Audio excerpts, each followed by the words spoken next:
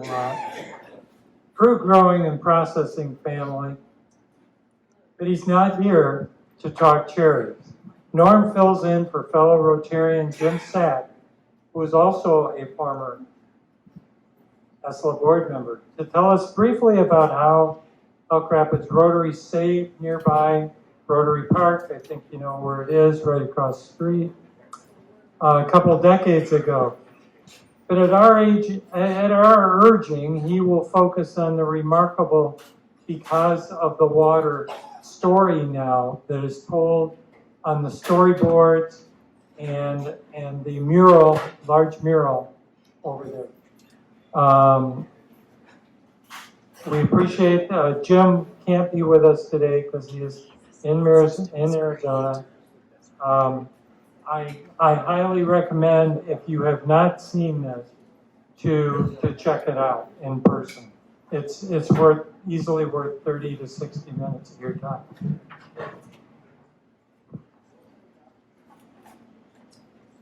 Hello, ladies and gentlemen. I'm pleased to be here. Time is short for the assignment that I've been given, but nonetheless, greetings to all of you and to the thousands who are joining us on live stream. And I must do a shout out in addition to the comments that Bob made about Jim Sack. When Jim retired here quite a few years ago, he transferred his membership from Flint Rotary to Elk Rapids and immediately stepped up and became one of the really stalwart members of the club. He served as president, and among the things that he specialized in doing was taking custodial interest in Rotary Park. So many things that have happened there since he came resulted from his leadership. Whether it's the asphalt driveway, the re-roof of the pavilion, the bricks of the Walk of Honor, the duck and geese gates, the dock on the riverside of the pavilion. But Jim did not put the Rotary Monument there at the side of the road. I think that was put there during the creation. It certainly was not something we bought out of a Rotary catalog. And the most recent thing that Jim did was in collaboration with the Historical Society, Chamber of Commerce, and leaders of the Native American community, the historians, and the storyboard. We don't want this to go to sleep, do we?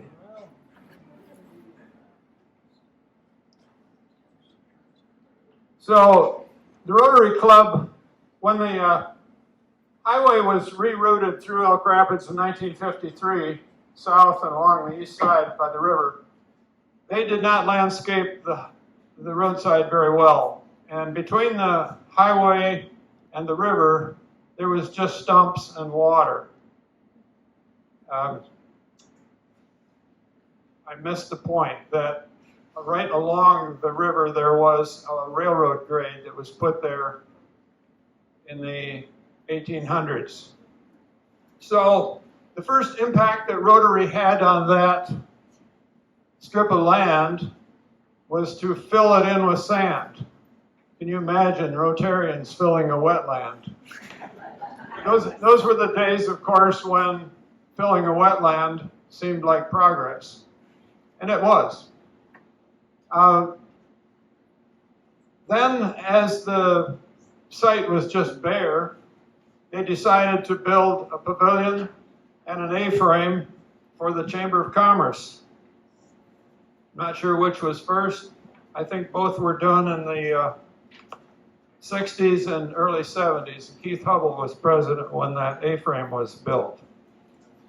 More recently, the youth bicycle group, Norte, has claimed a spot there for their headquarters.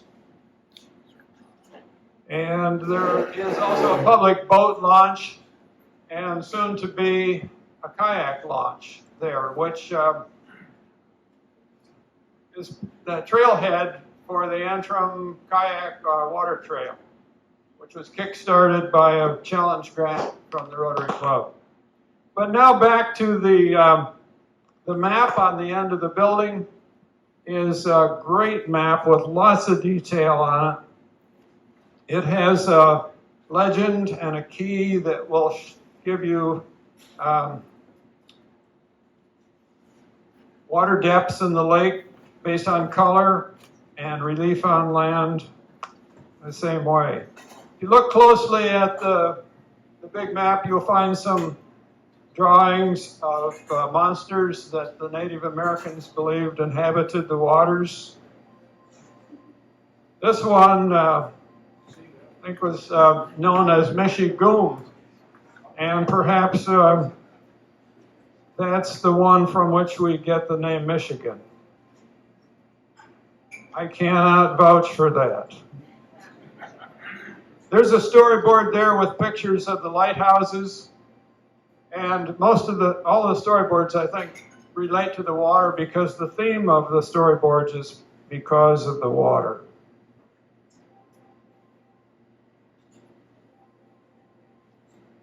This boat was built in 1873 and was known for the first 10 years of its existence as the Oddfellow. It was refurbished in 1883 and then thereafter was known as the Ruth.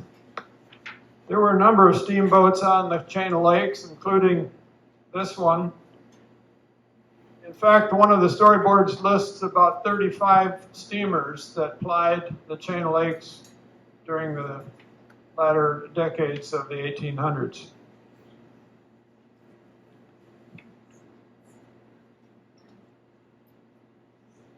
The Mabel on Torch River. I have a journal that was kept by my great-great-grandfather in the 1800s. He lived at Torch Lake Village, and he recorded in this journal going on an evening cruise on the Jenny Silkman on Torch Lake. And because of that personal connection, I feel an affection for Jenny Silkman.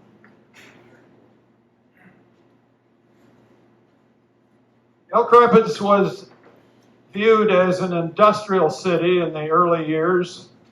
James Rankin, who came here in the late 1850s, saw the rapids of Elk River as a source of energy to power a sawmill.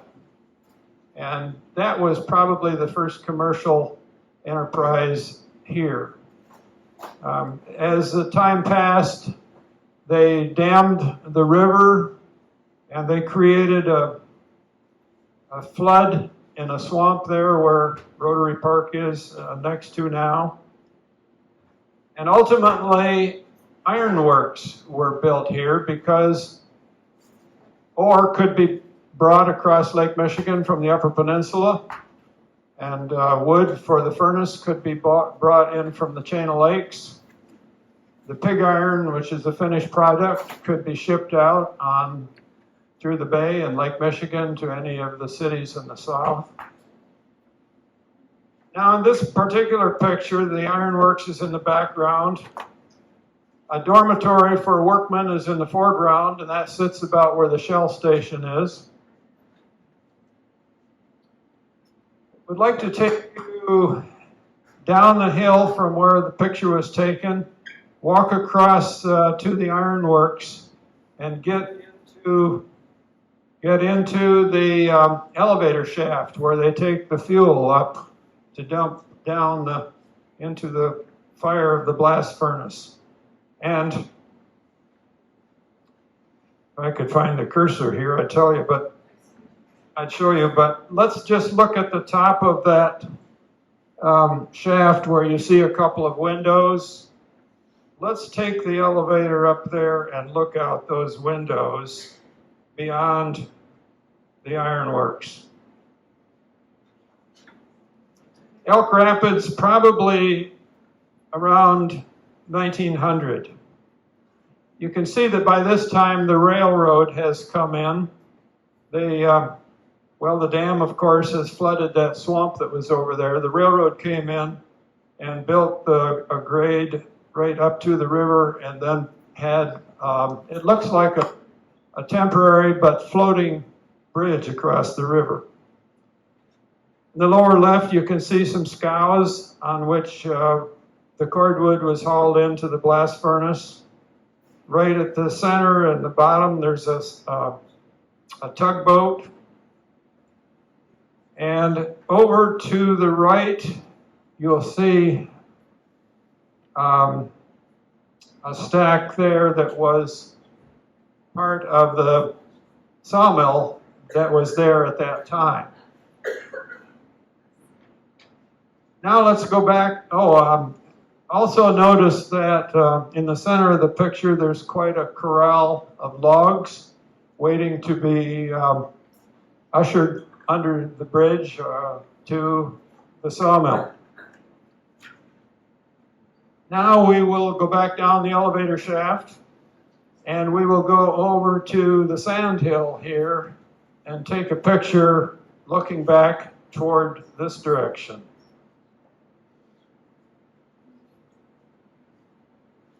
You see the ironworks on the left. By this time, the chemical works, the chemical plant, had been built next to the ironworks. The logs have been sawed. There's a couple of the passenger steamers tied up there by the rail bridge. And what else is significant? Let's jump into a time capsule for 125 years and see what this site looks like now.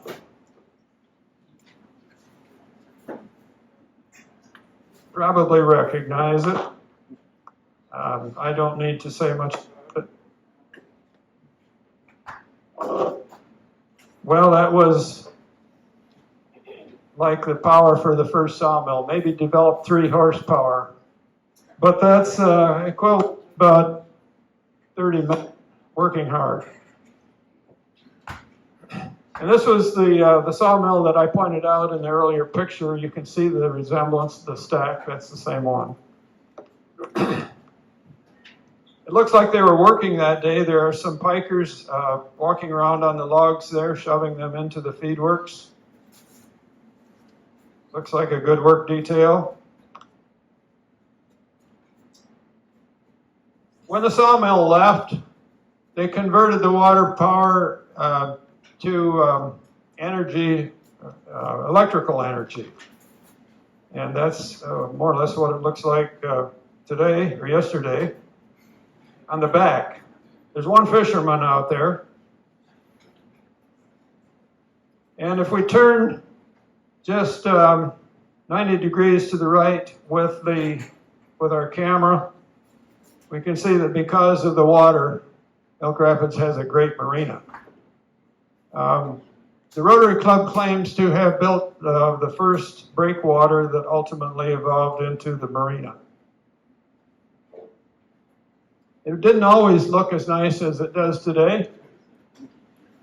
In the early years, even the electric company was built in pieces.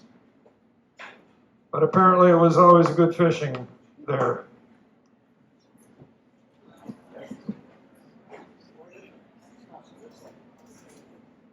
It looks like that picture was taken right in the center of River Street. In the background, you can see the Oddfellow building.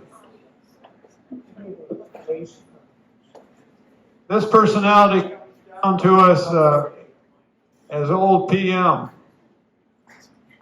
and his name was Peter Mamagoni. He was a contemporary of my great-grandfather, and I remember my grandfather talking about having conversations with Peter Mamagoni. Because of the water, we have summer recreation, winter recreation. And here's an ESLA meeting from the 1930s.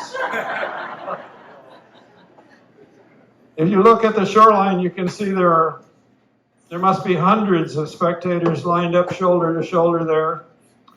And there's a steamer there, brought in other people. And the program for the day was speedboat races. Maybe a more interesting program. And today, kayaking. Supboarding above the bones of the Albatross II, this boat was scuttled just off of Rotary Park in the river there. So if you go out on the river, you can probably find it. Another shot of the Jenny Silkman, but what I want to show you in this picture is the rails that go right down to the water's edge so that they could push carts down there and load cordwood or other freight right off from the scows onto the carts, and then with teams of horses tow them to the sawmill or wherever they were going. Shipping out pig iron, this is on the bay side. This is a dock of which the pilings are still visible. I'm told that as the water level goes down, they're starting to show just north of the dam beach. And that looks like the Albatross pulling 2 scows through Torch River on its way to the ironworks or the chemical plant to make wood alcohol. Another ship loading out pig iron. This one looks like they're bringing in ore, where the workmen are filling those big pails and in the ship and then lifting them out and dumping them onto carts. There's a ship grounded in the bay.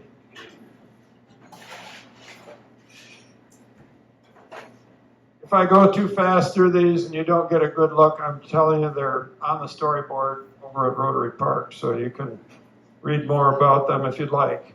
This claims to be a car ferry, which I do not doubt, but I do doubt that a car ferry ever came to Elk Rapids to deliver cars or to pick up cars.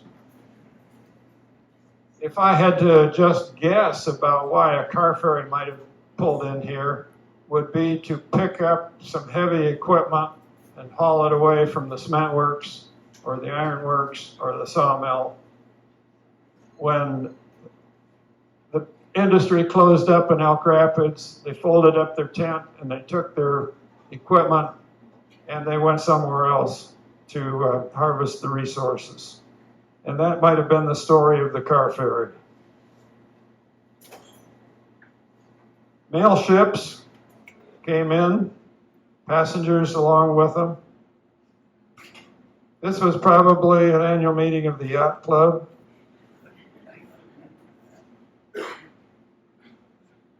When the water level is really low, that's what the pilings of the Elk Rapids Ironworks dock look like.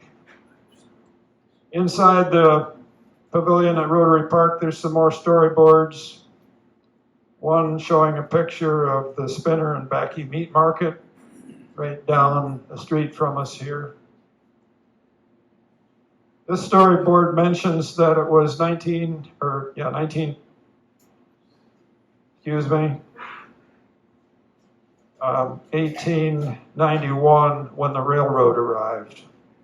And that is kind of a marker, I think, in the history of Elk Rapids when the railroad came in and it was no longer dependent on the waterways as the principal transportation corridors. On South Bay Shore Drive, there was cement works, and this picture, of course, was taken in the days when tall smokestacks and billowing black smoke was a sign of progress, prosperity, jobs. They also had a dock from which this picture was shot. Next to the cement works was a brewery. I would think that if I worked in a cement plant, I'd like to have a brewery nearby.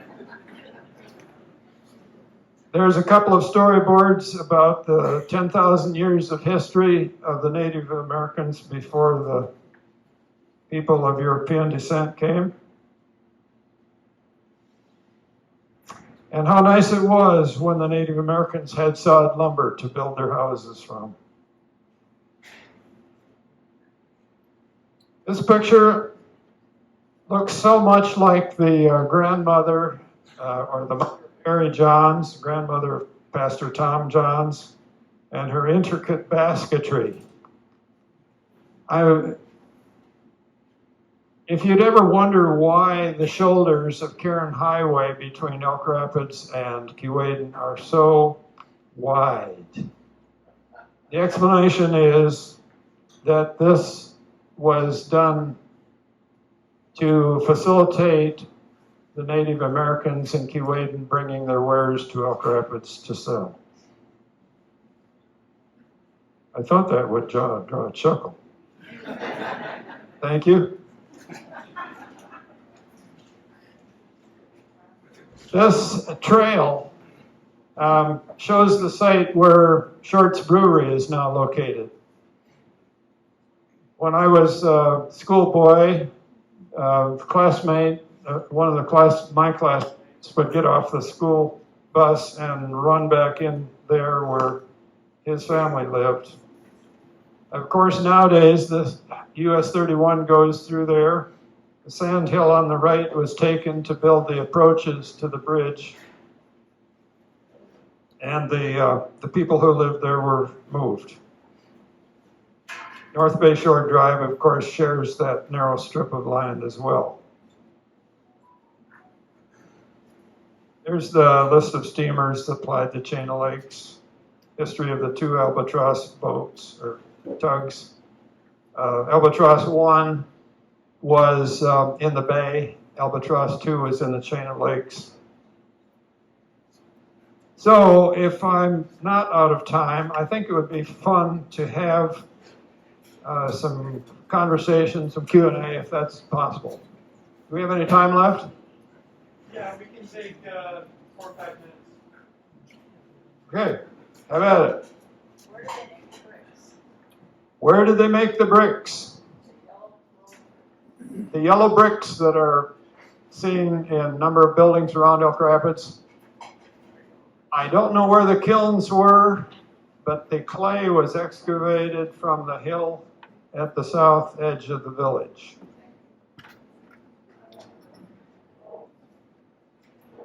Did I answer all the questions? No. When did Elk Rapids sort of max out population-wise? Any idea? Well, let's go back and say the railroad arrived here in 1891. And some significant things happened in 1900, or in the early 1900s. One is that J.P. Morgan, Charles Schwab, and some other very wealthy men built steel mills in Pittsburgh and Gary, Indiana. And at the same time, this seems like an unusual coincidence, they built locks at Sault Ste. Marie so the ore boats could go all the way to the Iron Range and pick up the ore and sail right past Elk Rapids and Fayette and all the other small smelting companies that were located up here in the woods. So by 1910, we had maxed out and we were over the hill. It's believed that the population of Elk Rapids at the max was around 2,000. And within a few years, it had decreased to fewer than 700. Many of the workers who were out in the woods cutting cordwood developed an affection for the land. And they stayed here. And they stayed to claim. The Bussies, the Ducheneys, the French community out in around the Roberts School area, the Greebies and others moved north. They worked in the sawmill, their families. Others probably, maybe they got on a train and went to Oregon to work in the timber industry out there. Long answer to a short question. Tell us a little bit about the industry you're most familiar with. The industry I'm most familiar with. My great-grandfather came here as a teamster. And I wrote a book about that.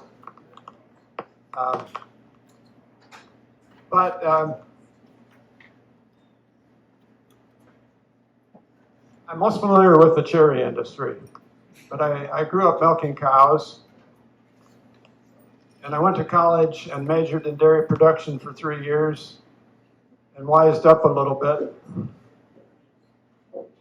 Thought maybe I didn't want to spend a lifetime milking cows. So it looked like a good time to get into the cherry industry because there was a social movement at the time that put an end to the migrant stream.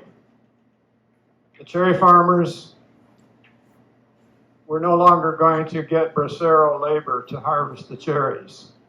That was something that had been carried over from World War II, and they had to put an end to that. So there was some inventors that invented machines that would shake the trees off the cherries. And my brothers, it shakes the tree off of the cherry. I did not misspeak.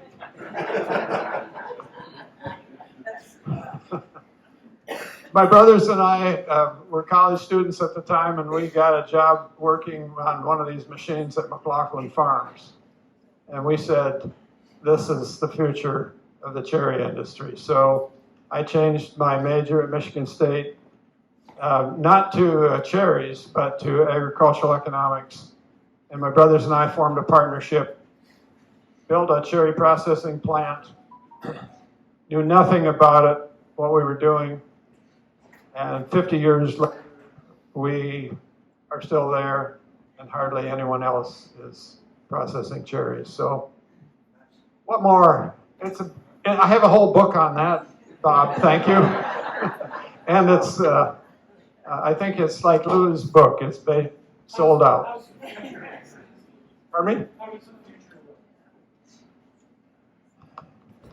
Every year looks different.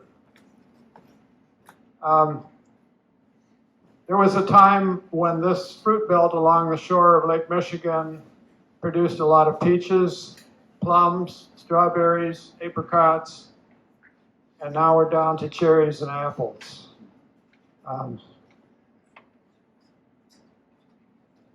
The swings in production that are caused by the unpredictable climate here makes it very challenging to market cherries. We have too many once in a while and not enough to maintain shelf space at other times. So if you can guess what the weather will be for the next 10 to 20 years, you can guess what the cherry market might be. However, Lou, that story about discovering Elk Rapids cherries in the hold of a ship in San Francisco could have many modern day parallels. People stopped eating a lot of cherry pie, so many other good things on the menu, that cherries are not a common ingredient in desserts anymore. So how do we save our farms if we can't sell the fruit? We change the product that the consumer wants. So a few miles down the road here, there's a cherry dryer that's drying a pretty high percentage of all the dried cherries in the United States. Also selling a pretty high percentage of the concentrate and nutraceutical products in capsules, single strength juice. And these are products that sometimes when we have lots of fruit, they get very wide distribution. Maybe some of them would get in the hold of a ship going to Asia. But they're marketed under the Cherry Bay Orchards label, and you can generally find them, always find them at the village market, but you can often find them in Kroger stores, Costco stores, and other major Myers, other places all over the country. Okay, well, Thank you very much.